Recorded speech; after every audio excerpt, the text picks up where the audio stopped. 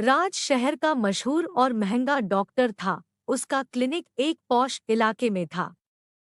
राज एक बाल रोग विशेषज्ञ थे। वह एक सफल जीवन जी रहे थे और अपनी पत्नी के साथ एक बड़े बंगले में रहते थे। राज के कोई संतान नहीं थी। राज की पत्नी अक्सर राज से कहा करती थी, आप इतने बड़े डॉक्टर हैं और बच्चों का इलाज करते हैं, लेकिन हमारी अपनी कोई संतान नहीं है।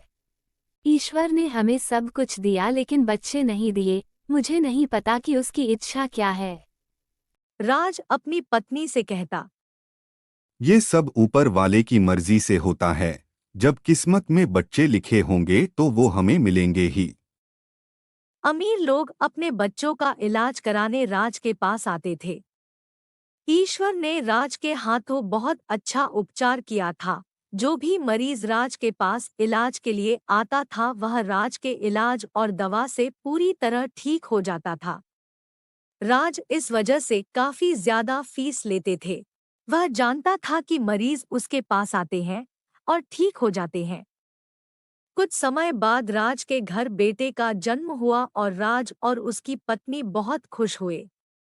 राज अपने बेटे से बहुत प्यार करता था और उसके लिए बहुत सारे कीमती खिलौने लाता था। समय बीतता गया और राज का बेटा 7 साल का हो गया।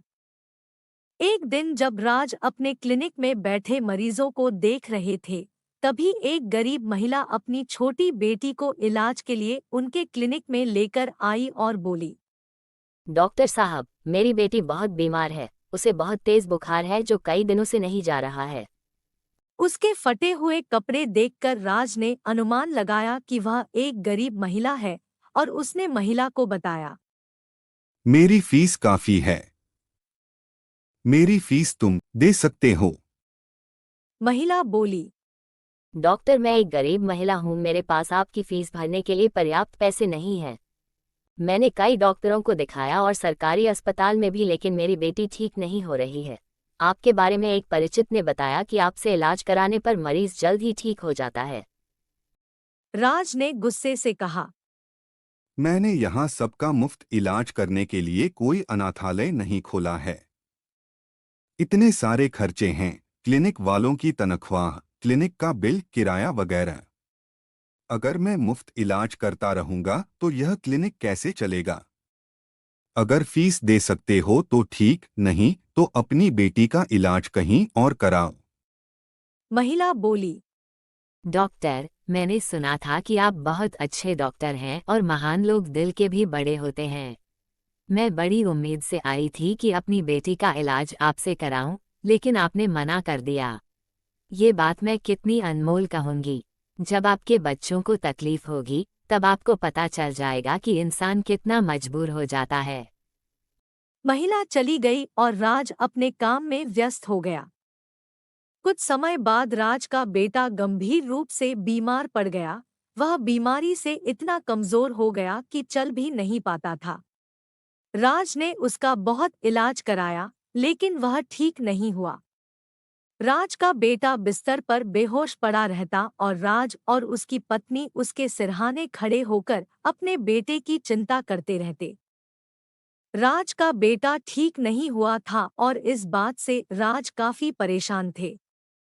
एक दिन जब राज अपने क्लिनिक में बैठा था तो उसे उस गरीब महिला का ख्याल आया जो अपनी बेटी के इलाज के लिए उसके क्लिनिक में आई थी। राज ने जितनी जल्दी हो सके रिसेप्शनिस्ट से क्लिनिक का रजिस्टर मांगा जिसमें क्लिनिक में आने वाले मरीजों का पता दर्ज होता था। रजिस्टर से पता मिलते ही राज सीधे उस गरीब महिला के घर पहुंच गया। महिला की बेटी राज से दरवाजे पर मिली और राज ने उससे कहा, बेटा, मैं तुम्हारी माँ से मिलना चाहता हूँ। तुम्हारी माँ कहाँ है? लड़की ने राज से कहा, माँ काम पर गई है और शाम को आएगी। वह लोगों के घरों में झाड़ू पोछा करने का काम करती है। आप डॉक्टर राज हैं, जो बिना पैसे के इलाज नहीं करते।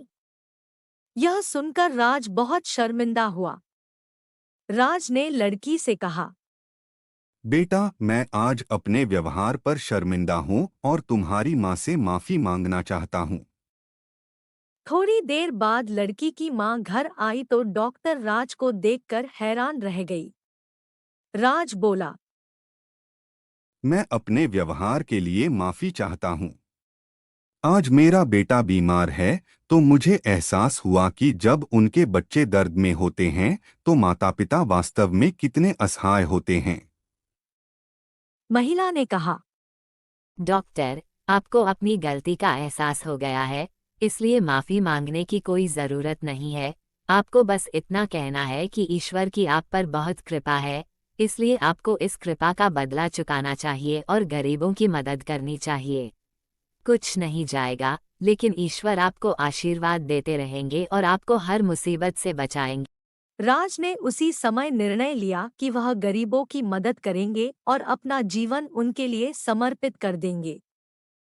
घर पहुंचकर राज ने देखा कि उसके बेटे की तबीयत ठीक हो गई है और वह काफी बेहतर दिख रहा है। राज उसे देखकर बहुत खुश हुआ। राज ने अब गरीब लोगों के लिए मुफ्त इलाज शुरू कर दिया था और गरीब मरीजों के लिए एक एनजीओ भी बनाया था जो गरीब लोगों और मरीजों का इलाज करता था और उन्हें खाना खिलाता था।